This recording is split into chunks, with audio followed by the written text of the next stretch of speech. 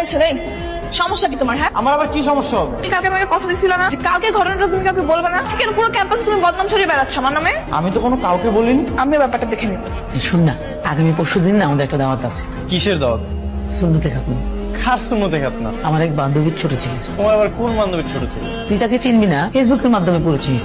ফেসবুকের মাধ্যমে পুরনো বান্ধবী খুঁজে পেয়েছো? হ্যাঁ রে, তুমি তাহলে যেও, আমি ওখানে যে কি করবো? তোকে যেতে হবে। আমি তোমাকে দিয়ে আসবো নি, ফেরার দিন আবার নিয়েও আসবো নি। আচ্ছা ঠিক আছে। ওই যে আমার বান্ধবী চলে আসছে। আসসালামু আলাইকুম দুলা ভাই। জন্য তো পাগল হয়ে গেছে।